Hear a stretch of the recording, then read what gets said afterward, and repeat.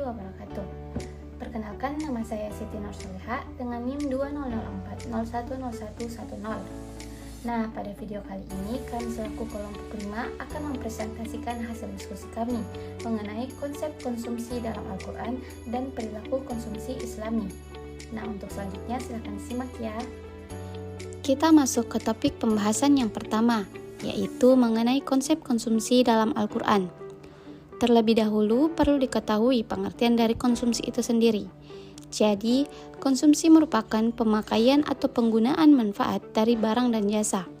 Konsumsi merupakan tujuan yang penting karena sebagai bentuk pemenuhan kebutuhan hidup seseorang. Secara sederhana dapat dikatakan bahwa prinsip dasar bagi konsumsi adalah saya akan mengkonsumsi apa saja dan dalam jumlah berapapun sepanjang anggaran saya memenuhi dan saya memperoleh kepuasan maksimum. Konsumsi merupakan satu kegiatan ekonomi yang sangat penting. Dalam Al-Quran, Allah Subhanahu wa Ta'ala mengutuk dan membatalkan argumen yang dikemukakan oleh orang kaya yang kikir karena ketidaksediaan mereka memberikan bagian atau miliknya. Sedangkan dalam ekonomi konvensional, perilaku konsumsi dituntun oleh dua nilai dasar, yaitu rasionalisme dan utilitarianisme. Kedua nilai dasar ini kemudian membentuk suatu perilaku konsumsi yang hedonistik, materialistik, individualistik, dan boros. Teori perilaku konsumen yang Islami dibangun atas dasar syariah Islam. Dalam ekonomi Islam, konsumsi dikendalikan oleh 5 prinsip dasar, yaitu prinsip keadilan, prinsip kebersihan, prinsip kesederhanaan, prinsip kemurahan hati, dan prinsip moralitas. Ada beberapa dalil yang menerangkan tentang konsumsi yang bisa dijadikan sebagai acuan bagi seseorang. Yang pertama yaitu terdapat dalam Quran Surah Al-A'raf surah ke-7 ayat 31 yang berbunyi, Ya bani Adam khuzu zinatakum inda kulli masjidin wa kulu washrabu wa la tushrifu innahu la yuhibbul musyrifin. Yang artinya, hai anak Adam, pakailah pakaianmu yang indah di setiap memasuki masjid, makan dan minumlah dan janganlah berlebih-lebihan. Sesungguhnya Allah tidak menyukai orang-orang yang berlebihan. Ayat ini merupakan bantahan terhadap kaum musyrikin yang melakukan tawaf di Baitullah sambil telanjang secara sengaja. Laki-laki bertawaf pada siang hari dan perempuan pada malam hari. Maka Allah Subhanahu wa Ta'ala berfirman, hai anak Adam, pakailah perhiasanmu ketika memasuki masjid. Yang dimaksud perhiasan di sini ialah pakaian untuk menutupi aurat. Kaum musyrikin disuruh mengenakan baju setiap kali mau memasuki masjid. Berdasarkan ayat ini dan sunnah yang bermakna dengan ayat itu, maka disunahkan untuk mempercantik diri setiap kali melakukan sholat, terutama sholat Jumat, sholat jamaah, dan sholat Idul Fitri. Memakai parfum dan bersiwak merupakan pelengkap dan menghias diri. Selain itu, ayat ini juga merupakan anjuran untuk tidak berlebih-lebihan dalam berkonsumsi. Dalil yang kedua terdapat dalam Quran Surah Al-Baqarah, surah kedua ayat 168, yang berbunyi, Ya ayyuhan nasu kulu mimma fil ardi halalan thayyiba wa la tattabi'u khutuwatis syaitan innahu lakum aduwwum mubin. Yang artinya, hai sekalian manusia, makanlah yang halal lagi baik dari apa yang terdapat di bumi, dan janganlah kamu mengikuti langkah-langkah syaitan, karena sesungguhnya syaitan itu adalah musuh yang nyata bagimu. Allah menjelaskan bahwa Dia Maha Pemberi rezeki kepada seluruh makhluknya. Dia menganugerahkan kepada mereka kebolehan memakan makanan yang halal lagi baik, serta melarang mereka memakan makanan yang diharamkan kepadanya. Allah menyuruh hambanya yang beriman memakan yang baik yang dari rezeki yang telah dianugerahkan kepada mereka. Oleh karena itu, hendaklah mereka bersyukur kepadanya jika mereka mengaku sebagai hambanya. Memakan makanan halal merupakan sarana untuk diterimanya doa dan ibadah. Dalil selanjutnya yaitu terdapat dalam Quran Surah Al-An'am surah ke-6 ayat 118 yang berbunyi, Fakulu mimma zukira smullahi alaihi in kuntum biayatihi mu'minin. Yang artinya, maka makanlah binatang-binatang yang halal yang disebut nama Allah ketika menyembelihnya, jika kamu beriman kepada ayat-ayatnya. Allah membolehkan kepada hambanya yang beriman memakan sembelihan yang dibacakan nama Allah atasnya. Artinya, dia melarang memakan sembelihan yang tidak dibacakan nama Allah, seperti memakan bangkai yang dibolehkan oleh kaum kafir Quraisy dan binatang yang disembelih bukan atas nama Allah.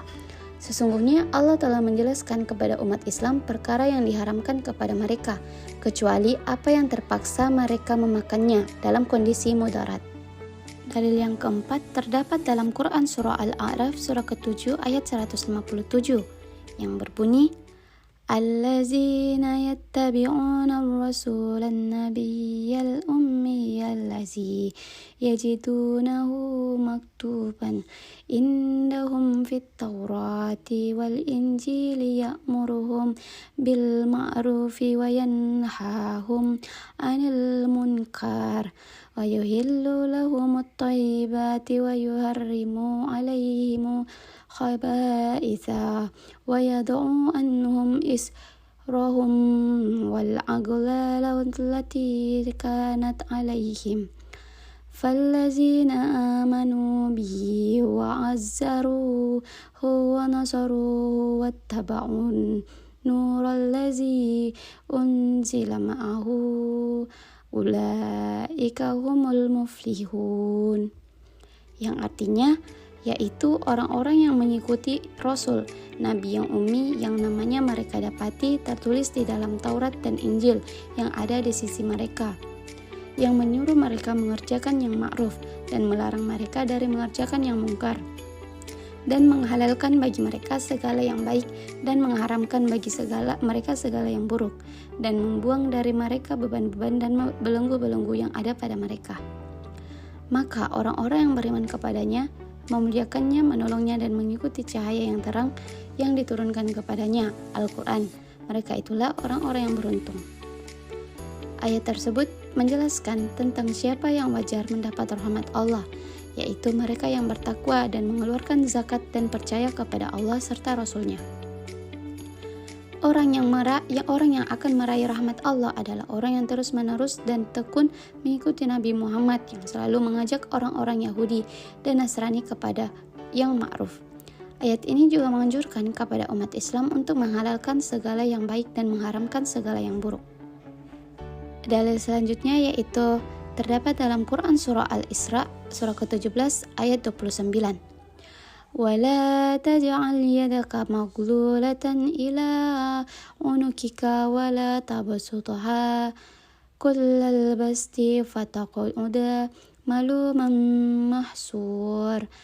Yang artinya, dan janganlah kamu jadikan tanganmu terbelenggu pada lehermu dan janganlah kamu terlalu mengulurnya, karena itu kamu menjadi tercela dan menyesal. Dari ayat di atas, dan janganlah kamu menjadikan tanganmu terbelenggu pada lehermu, maksudnya, janganlah kamu bakhil, tidak mau memberi apapun kepada siapa saja, dan janganlah kamu terlalu mengulurkannya, yakni janganlah kamu berlebihan dalam berinfak, lalu kamu membeli sesuatu di luar kemampuanmu. Adapun dalil yang terakhir yaitu terdapat dalam Quran Surah Al-Ma'idah, surah ke-5 ayat 87, yang berbunyi, Ya ayyuhallazina amanu la tuharrimu thayyibati ma ahallallahu lakum wa la ta'tadu innallaha la yuhibbul mu'tadin. Artinya, hai orang-orang yang beriman, janganlah kamu haramkan apa-apa yang baik yang telah Allah halalkan bagi kamu, dan janganlah kamu melampaui batas. Arti penting dalam ayat ini adalah kenyataan bahwa kurang makan dapat mempengaruhi pembangunan jiwa dan tubuh. Demikian pula bila perut diisi secara berlebihan, tentu akan ada pengaruhnya pada perut. Pemanfaatan konsumsi secara berlebih-lebihan merupakan ciri khas masyarakat yang disebut dalam Islam dengan istilah israf atau pemborosan, atau tabzir, atau menghambur-hamburkan harta tanpa guna. Tabzir berarti mempergunakan harta dengan cara yang salah, yakni untuk menuju tujuan yang terlarang seperti penyuapan, hal-hal yang melanggar hukum, atau dengan cara yang tidak sesuai dengan aturan syariat. Untuk pembahasan materi selanjutnya akan dibawakan oleh teman kelompok saya. Assalamualaikum warahmatullahi wabarakatuh. Perkenalkan, nama saya Fahri An-Nur dengan NIM 2004010107. Di sini saya akan melanjutkan pemaparan materi dari saudari Siti Nur Soleha. Baik, materi selanjutnya adalah perilaku konsumsi Islami. Kegiatan konsumsi merupakan salah satu kegiatan yang pokok dalam sendi kehidupan makhluk hidup. Dalam hal ini, terkadang konsumsi yang dimaksud adalah tidak hanya berkaitan dengan kebutuhan pokok, yaitu makan dan minum, tetapi konsumsi yang ada merupakan pemenuhan akan kebutuhan pokok makan dan minum, serta pemenuhan kebutuhan sandang dan papan. Hal ini harus dilaksanakan secara terencana sesuai dengan kebutuhan dan anggaran yang tersedia. Jangan sampai mencapai pada besar pasak daripada tiang, yaitu lebih besar pengeluaran daripada pendapatan, sehingga konsumen dituntut menjadi konsumen yang rasional dalam berkonsumsi. Jangan sampai menjadi konsumen yang konsumtif. Nah, perilaku konsumsi diartikan sebagai suatu tindakan guna mengurangi atau menghabiskan nilai guna suatu barang. Menurut Angel dan kawan-kawan, perilaku konsumen adalah tindakan yang langsung terlibat untuk mendapatkan, mengkonsumsi, dan menghabiskan barang atau jasa proses keputusan yang mendahului dan mengikuti tindakan. Sedangkan Kotler mengemukakan bahwa perilaku konsumen dipengaruhi oleh faktor budaya, sosial, pribadi, dan psikologis. Selanjutnya, secara garis besar, perilaku konsumsi dalam Islam, kepuasan dan perilaku konsumen dipengaruhi oleh yang pertama, nilai guna atau utility barang dan jasa yang dikonsumsi. Kemudian, kemampuan konsumen untuk mendapatkan barang dan jasa, daya beli dari income konsumen dan ketersediaan barang di pasar, serta kecenderungan konsumen dalam menentukan pilihan konsumsi menyangkut pengalaman masa lalu, budaya, selera, serta nilai-nilai yang dianut seperti agama dan adat istiadat. Seorang muslim dalam penggunaan penghasilannya memiliki dua sisi, yaitu pertama untuk memenuhi kebutuhan diri dan keluarganya, dan sebagiannya lagi untuk dibelanjakan di jalan Allah Subhanahu wa taala. Dalam Islam, konsumsi tidak dapat dipisahkan dari peranan keimanan. Peranan keimanan menjadi tolak ukur penting karena keimanan memberikan cara pandang dunia yang cenderung memengaruhi kepribadian manusia. Keimanan sangat mempengaruhi kuantitas dan kualitas konsumsi, baik dalam bentuk kepuasan material maupun spiritual. Tujuan konsumsi dalam Islam bukan hanya kepuasan di dunia, tapi juga kesejahteraan akhirat. Mencukupi kebutuhan dan bukan memenuhi kepuasan atau keinginan adalah tujuan aktivitas ekonomi Islam. Dalam membandingkan konsep kepuasan dengan pemenuhan kebutuhan, maka diperlukan perbandingan tingkat tujuan hukum syara, yakni daruriyah, yaitu tujuan yang harus ada dan mendasar bagi penciptaan kesejahteraan dunia dan akhirat, dan hajiyah, bertujuan memudahkan kehidupan, dan tasiniyah, yaitu menghendaki kehidupan indah dan nyaman. Konsumsi dan pemuasan kebutuhan pada dasarnya tidak tercela selama tidak mengkonsumsi barang yang haram. Dalam hal konsumsi, Islam melarang suka akan kemewahan dan berlebih-lebihan, tetapi mempertahankan keseimbangan yang adil. Harta dalam Islam adalah amanah Allah yang harus dibelanjakan secara benar, tidak boros dan tidak mubazir. Menurut Manan, menjelaskan bahwa Islam juga memerintahkan agar harta dikeluarkan untuk tujuan yang baik dan bermanfaat. Harta yang dimiliki tidak semata-mata untuk dikonsumsi, tetapi juga untuk kegiatan sosial seperti zakat, infak, sedekah, saling berbagi dengan sesama. Inilah yang menjadi salah satu keindahan Islam. Sedangkan konsumsi dalam Islam tidak hanya untuk materi saja, tetapi juga termasuk konsumsi sosial yang terbentuk dalam zakat dan sedekah. Dalam Al-Quran dan hadis disebutkan bahwa pengeluaran zakat sedekah mendapatkan kedudukan penting dalam Islam, sebab hal ini dapat memperkuat sendi-sendi sosial masyarakat. Dalam Islam, asumsi dan aksioma yang sama, yaitu komplementer, substitusi, dan tidak ada keterikatan. Akan tetapi titik tekanannya terletak pada halal, haram, serta berkah tidaknya barang yang dikonsumsi, sehingga jika individu dihadapkan pada dua pilihan A dan B, maka seorang muslim yang mempunyai prinsip keislaman akan memilih barang yang mempunyai tingkat kehalalan dan keberkahan yang lebih tinggi, walaupun barang yang lainnya bersifat fisik lebih disukai. Perilaku konsumsi Islam berdasarkan tuntunan Al-Quran dan hadis perlu didasarkan pada rasionalitas yang disempurnakan, yang mengintegrasikan keyakinan pada kebenaran yang melampaui rasionalitas manusia yang sangat terbatas ini.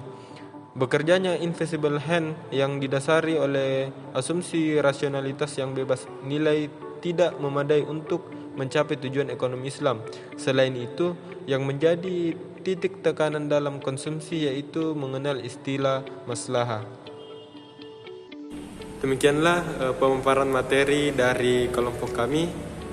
Kurang dan lebihnya mohon dimaafkan, dan terima kasih telah menyimak sampai akhir. Saya akhiri dengan ucapan wabillahi taufiq wal hidayah. Wassalamualaikum warahmatullahi wabarakatuh.